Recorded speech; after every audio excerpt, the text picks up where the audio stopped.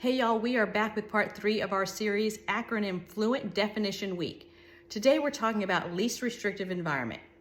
Least restrictive environment is often viewed as a noun, and some folks have this idea that least restrictive environment means general education, and that's just not true. Least restrictive environment is actually an adjective. I want you to think of it as a situation in which we are describing a set of conditions that the student requires in order to access their education that allows the student to be educated with their typical developing peers to the maximum extent appropriate for that child, as well as taking some consideration to the other classroom and the other kids in that classroom.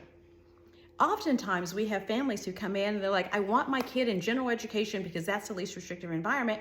And for the majority of our kids, that's true. Least restrictive environment is general education. For other of our students, least restrictive environment may be pulling out, it may be pushing in support, it may be a child who's in a specialized classroom for the entire day where they're receiving specially designed instruction for their core academic areas. Other times it could be a residential facility either in our state or in another state. It's individualized based on the needs of the child. Least restrictive environment is important because if we decide that we're not going to place a student in a least restrictive environment for giving in for whatever reasons, we have children who are inappropriately placed. By example, many years ago, I sat down in a IEP meeting with a family who insisted that their child be placed in least restrictive environment. And the district had honored that request, but let me tell you, they did so inappropriately. When we looked at this child, we realized she was an island.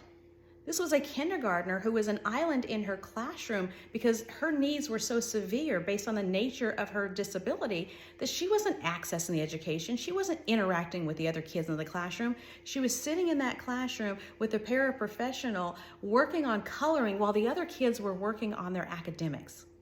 Least restrictive environment is important. It's important because we need to make sure that we're doing what's right for the child. The child needs to be in an area where they're going to be able to access their education and still have interactions with typical developing peers.